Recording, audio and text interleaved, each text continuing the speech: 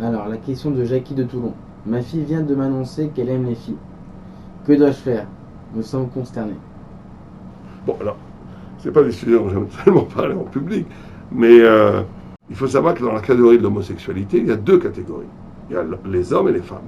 Les hommes, c'est très, très, très, très, très, très grave. Puisque c'est rehabilitable, c'est passible de mort pour la Torah. On tue personne, je vous rassure aujourd'hui, mais ça montre la gravité, si vous préférez, de l'acte. Alors que chez les filles, on l'appelle Messalelot. Messalelot, c'est pas du tout recommandé, mais c'est pas quelque chose qui est passible, même pas d'un lave, même pas de macotte. Donc c'est beaucoup moins grave. C'est interdit. C'est znout, c'est quelque chose qui n'est pas du tout recommandé, mais enfin qui est interdit, interdit. Mais la gravité est moins grande et beaucoup moins grave que ce que dans l'homosexualité masculine. Donc quoi vous dire, il faut voir si c'est sérieux, il faut parler avec elle, il faut faire très attention avec ça parce que il ne faut pas non plus la brusquer au sens de couper tout le lien avec eux, parce qu'il faut, dans ce genre de questions, et même quand c'est avec les hommes, il faut différencier, il faut véritablement garder la tête froide, parce qu'il y a souvent du psychologique, il y a souvent du rejet, il y a souvent, c'est normal, des parents qui aiment tellement leur enfant, qui veulent tellement que leur enfant corresponde à leurs désirs, quand ils prennent des orientations qui offusquent tellement la conscience juive, on peut avoir des réactions très brutales qui peuvent être bien pires, qui peuvent le pousser jusqu'au bout dans la perversité dans laquelle il s'est engagé, et il vaut beaucoup mieux le dialogue, l'amour, le dialogue.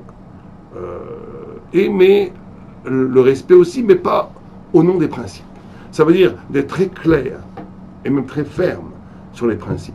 D'expliquer pourquoi, par exemple, il y a un problème avec l'homosexualité. Ben, c'est très simple. C'est que l'homosexualité contrarie la Torah à trois niveaux. Je ne parle pas du niveau que c'est une interdiction divine, mais avant tout, elle contrarie la vie. L'amour n'est pas un amour égoïste. L'amour doit donner la vie. Donc quand quelqu'un choisit une voie d'émancipation sexuelle avec une personne de son même sexe, il détruit la potentiel de vie qu'il y a dans l'amour. Et c'est une catastrophe en réalité. C'est aussi un refus de l'altérité. Moi je pense, nous pensons, et c'est pas que la Torah qui le pense, que l'homosexualité est une peur de se confronter avec l'altérité réelle de l'autre. L'altérité du féminin, l'altérité du masculin. Et donc, votre fille, on doit essayer de lui parler et d'essayer de comprendre pourquoi est-ce qu'elle a cette peur des hommes au point où elle a bifurqué son désir, sa libido, vers quelque chose peut-être pour elle de plus sécurisant, de plus accessible, de plus facile, qui est l'amour féminin. Et donc, il faut aussi parler en termes de projet. Ça veut dire que quelqu'un qui s'engage dans cette voie, par définition, se marginalise, ne pourra pas avoir d'enfant, ne pourra pas créer une famille juive, ne pourra pas créer quelque chose qui a un futur. Donc, il y a quelque chose de morbide dans l'homosexualité. C'est quelque chose qui n'a pas de futur. Une fois, j'avais dit ça dans un colloque, on avait crié au scandale, mais c'est une évidence. Encore une fois, le politique correct qui veut neutraliser l'évidence.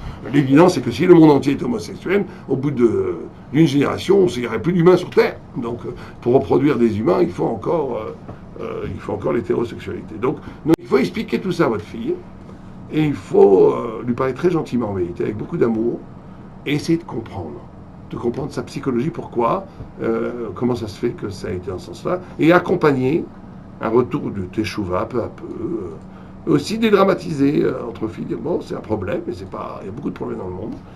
Dédramatiser, voilà, on va essayer de travailler avec, de voir comment on peut s'en sortir et comment un jour votre fille pourra, si Dieu veut, épouser un juif et fonder une maison kadosh en Israël, Bezrat Hashem.